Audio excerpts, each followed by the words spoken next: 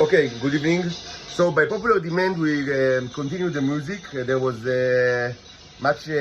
many questions about like why did we stop. So we will enjoy it another night. This another night. The same the Vulcan music, the original Vulcan theme.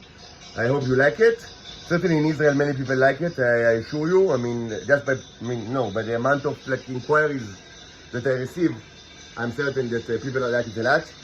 So I do not feel very well, so tomorrow I will not be joining your hearing because I feel, not very well. So I need to stay home and rest. But hopefully, some other time, So, but we still do not go to sleep because I've slept during the afternoon. So I will tell you how do we continue. So, the candle art show was very successful from the symbolic aspect, but it's not burns well because there is no air supply. It's too low, it's too high, and the glass is going to break, as you see. It almost breaks, so I cannot use it no more. So I will use the wax. Most of it is still in there, with somewhat enriched with all the water. I've added a little bit of water from this container, which is very high neon. So I will use it for the next experiment. So the next experiment will be a crucible experiment, something like that to symbolize the burning of the earth. So it will be, I would say, something in between, functional crucible experiment and symbolic crucible experiment, because we will do it symbolically and not specifically. In the most, I would say,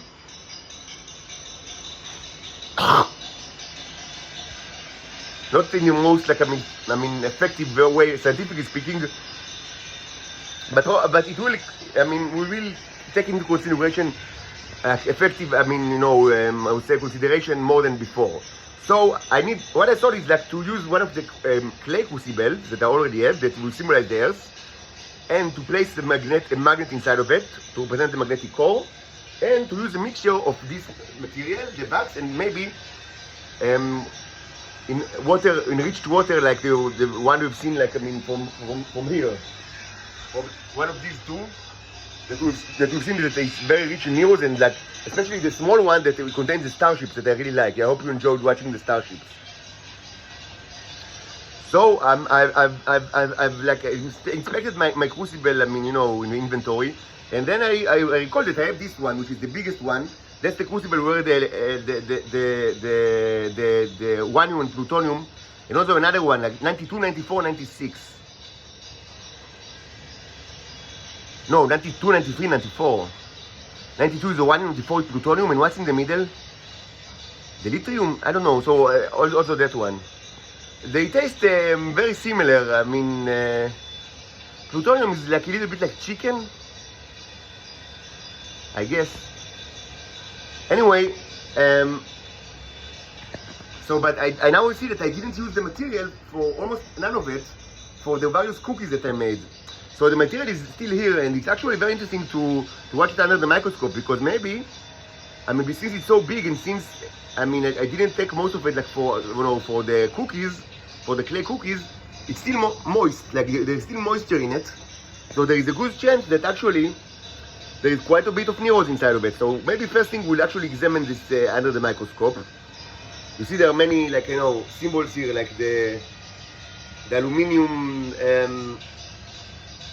balls, and the metals. This signifies the neon, like the metal rings. It's very heavy, and there was actual chicken, bones and stuff, and dead cockroach, and it was a very interesting one. So I'll probably not use it for the experiment, because unless first of all I empty it from everything and put it in new set of clay cookies. That's probably what I will do today. Yes, that's what I will do.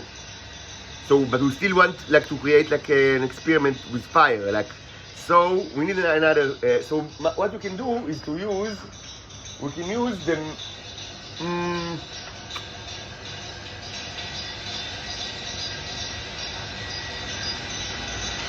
So two options: either use the medium clay crucible, or use this one, the purely metallic one, which will burn very hot. So let me think about it like 2 or 3 minutes, but we certainly I will start a new one because it's very effective from the symbolic perspective. So I just need to think like if I want to do it like in the metal or in the clay, or maybe both, It's another option like to use both. So let me think about it.